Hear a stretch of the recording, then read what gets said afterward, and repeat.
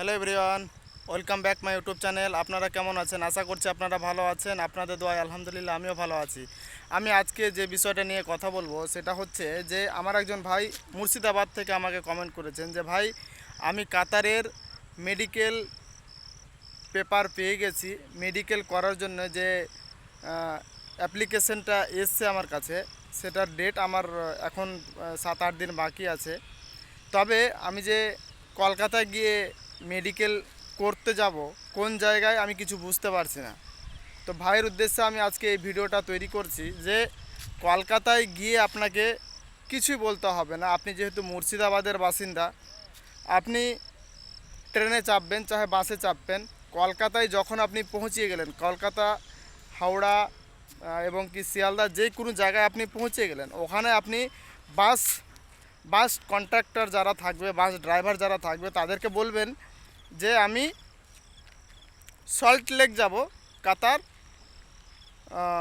কাতারের medical office এবং medical centre বললে আপনাকে তারা ঠিক জায়গায় নামিয়ে দেবে। তবে তার আগে আপনাদেরকে একটা উদ্দেশ্য দিব এবং আপনাদেরকে যে উদ্দেশ্যে এই ভিডিওটা করছি, তো যাই হোক, আপনি যেহেতু মুর্শিদাবাদের আছেন, তাহলে আপনাকে অবশ্যই ভেবে নিতে হবে যে আপনি নিজের রাজ্যে আছেন। তবে আপনাকে এত টেনশন নেওয়ার কী দরকার আছে আর এত ভাবনার কী দরকার আছে?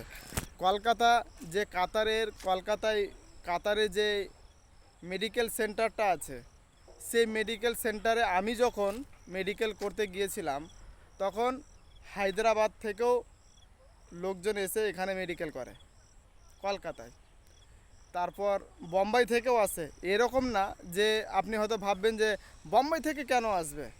দেখুন, হয় সে ওখানে পাসপোর্ট দিয়েছে, পাসপোর্ট জমা দেওয়ার পরে ভিসা যখন এই মেডিকেল করার জন্য যখন অ্যাপ্লাই করতে গেছে, তখন কলকাতায় এসে তখন মেরে দিয়েছে কলকাতা, তার মেডিকেল সেন্টার পড়ে গেল কলকাতা।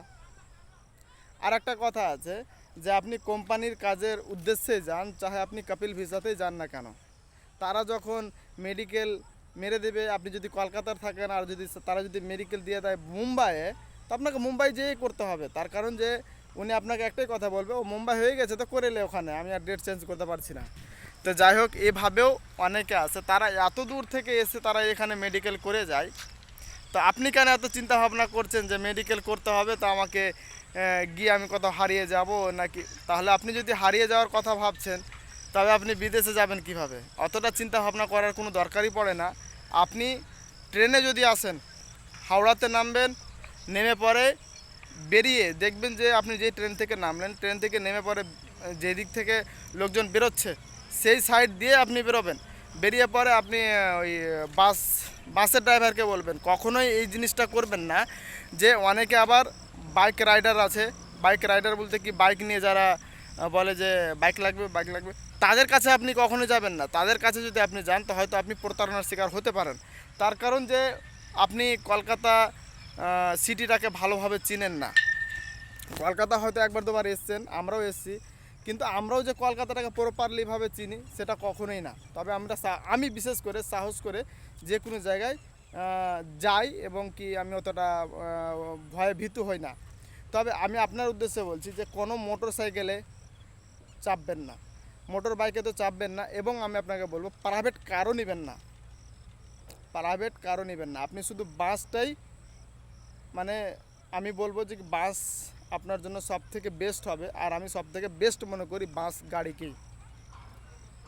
তো সরকারি বেসরকারি যে কোনো বাসে চাপবেন না, কারণ বাসে চাপবেন অবশ্যই পকেটমার হতে সাবধান থাকবেন।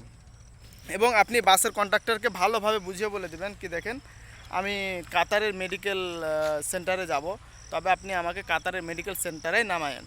তো কাতারের মেডিকেল সেন্টারের ভিতর আপনাকে তো নামাতে পারবে না। ভিতর বলতে কি, আপনার মুখের সামনে আপনাকে নামাতে পারবে না। তার কারণ ওই সাইড ধরে বাস কখনোই যায় না, অন্য এক সাইড দিয়ে অন্য রুট ধরে যাবে। তো ধরুন যে কি, আমার পিছনে যে বিল্ডিংটা দেখতে পাচ্ছেন, আর এই আমি রাস্তাতে দাঁড়িয়ে আছি, এই রাস্তাতে আপনাকেই করে দিল, আর আপনাকে বলে দিল ওই যে চলে যান ওই বিল্ডিংটার কাছে গিয়ে আপনি কাউকে জিজ্ঞেস করবেন, আপনাকে বলে দেবে। তো আমি আপনাকে বলি যে কলকাতা সল্টলেক 5 নম্বর সেক্টর দোতলায় হচ্ছে কাতার মেডিকেল সেন্টার। আশা করছি আমার ইনফরমেশান আপনাকে ভালো লাগবে। এবং এই যে ভিডিও আজকে বানিয়েছি, এই ভিডিওর মধ্যে হয়তো অনেকে এই জিনিসটা জানতে পারবে যে কলকাতা যে কাতারের মেডিকেল সেন্টার আছে, এই মেডিকেল সেন্টারটা কোথায়। এবং আরও কিছু জিজ্ঞেস করেছিল ওই ভাইটা, আমাকে বলছে যে ভাইয়া মেডিকেলে গিয়ে আমাকে কিছু জিজ্ঞেস করবে কি। হ্যাঁ, অবশ্যই আপনাকে জিজ্ঞেস করতে হতে পারে যে আপনি এর আগে কখনো গিয়েছিলেন নাকি কাতার, কি অন্য কোনো কান্ট্রিতে গিয়েছেন, এরকম কিছু কথা আপনাকে জিজ্ঞেস করতে পারে। তবে অবশ্যই আপনি বলবেন যে কি হ্যাঁ আমি গিয়েছিলাম। আপনি গিয়ে থাকতে গেলে, না গেলে সেটা কোনো ব্যাপার নেই।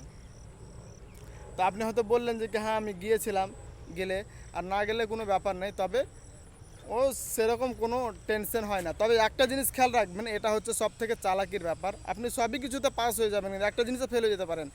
আপনি চোখে দেখছেন ঠিক, তবে আপনাকে যেটা চোখে ধরে বলবে যে কি আমি এই সংখ্যাটা কত, এটা আপনি বলেন।